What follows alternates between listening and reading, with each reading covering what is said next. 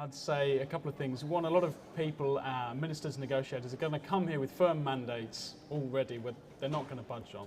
On the other hand, where they do have room to manoeuvre, it's hard to know what impact you're going to have, or whether a really targeted or high impact action will spark a thought in their head and perhaps change their attitude later in the day or in the week. I mean, the impact is always going to be really hard to measure, and in terms of movement building and greater engagement, you don't know what you're going to have effect you're going to have in a year's time, for example. You know, so a video that we could make now detailing the efforts could go out to a huge amount of people who could then put pressure in their communities, which would get through the governments and so forth, and then maybe we could see real change down the line. So I don't think you can really put a real value on the impact that we're having at any point. It's a tricky one. Yeah, I thought it was interesting talking to the UK Climate Minister Greg Barker yesterday, and he said he was quite disappointed that there weren't more NGOs here. And he said he felt actually the more NGOs you have here put more pressure on the ministers. So perhaps from a sort of British point of view, he feels that he can be influenced. Give us a sense of what your discussions have been like with the UK delegation and in terms of their ambitions for this conference.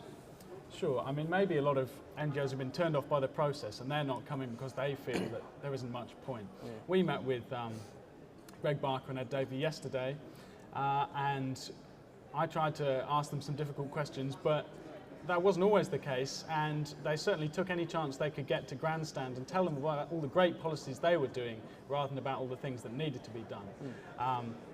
Ed Davey was terribly keen to tell us how solar lights in Africa were really good replacing kerosene. That's fine, but here we're talking about implementing top-down, rules-based targets and firm pledges, and that's where we want to see them making noises. But that's, of course, where they're most unwilling to budge. And if we come here as youth or as other NGOs and push them on big issues, well, that's somewhere where they're not wanting to engage. Tell me about how you interact with some of the other youth groups, because I guess one of the big issues at this conference is that different negotiating teams, countries come here with fixed positions, they come here with very different capabilities and also very different attitudes to how the world operates. So how interesting have you found that interacting with particularly, I guess, delegates from what you might call the Global South? Sure. Well, I'd say, it's the first time I've been to a COP, a Conference of Parties, and I've been very impressed by the capabilities and enthusiasm of youth delegates from all around the world, and how open they are and how amazingly similar we are in terms of our aims and our worldview and what we think about justice and fairness. And I would say that the youth movement is very strong in that where we've identified areas of attack or countries that we can leverage most, youth delegates from those countries will take it and use their access with their negotiators so that we can really work and support countries that need it. And conversely, if there's countries that need particular pressure, then the youth movement can really focus a campaign globally pressuring certain countries. And we can see that in Europe. We're doing a lot of work about motivating some of the countries with least ambition in terms of European targets. So we can say Poland has really shown itself to be resisting European movements because a lot of their infrastructure is based on coal.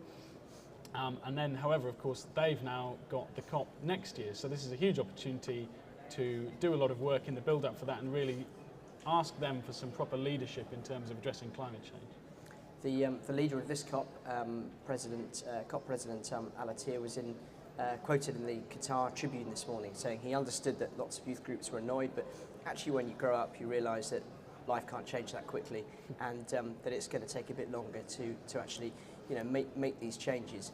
Do you think that the attitude that you've been received from the attitude from delegates, have they been sort of patronising you to an extent? Do you feel that youth groups are fully respected and kind of integrated within this process? Well, I think it's a very easy answer for him to say, well, don't worry, you'll understand later. And I think his attitude was particularly patronising. But that's just a very easy out when someone's really got you on a tight issue. We're saying, why don't you make firm commitments now in terms of your targets, your financial pledges? And he says, oh, well, don't worry, these are slow processes, so we'll just do these things. They've just announced their Global Climate Forum and their new Institute for Climate Change Research. that's great, but how about some real commitments, some real targets? That would have been a meaningful step. Instead, there's just going to be more talk. Okay, it is a positive step, but it's a real missed opportunity. And if the answer to our question, this isn't enough, is don't worry about it, it's just a wash.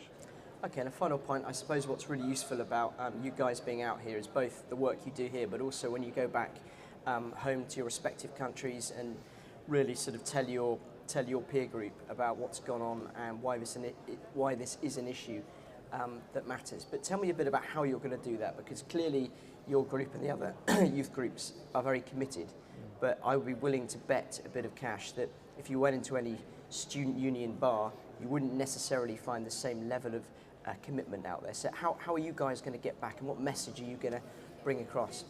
Sure, I'd say there's two main aspects to that in terms of our jobs. And the first one of those is communicating clearly. This whole process is unbelievably confusing. There's layers upon layers of acronyms and jargon. And our first job is just to really deconstruct that and put out a clear message in terms of what's going on. And as to how we're going to do that, of course the youth are more clued up with technology and social media, as well as traditional media, and our networks and campaigns in our own countries are very spread out and decentralized, so that we can take a campaign's message, a video, a blog, an update, a briefing, whatever, and then disseminate that out there to different communities, have catalysts and campaigners all around the country who can then take it out and do events and updates to their friends. And of course you shouldn't undervalue the effects that personal networks can have. Just going out and broadcasting out on something that can then be shared and shared again, I think is increasingly important for the youth.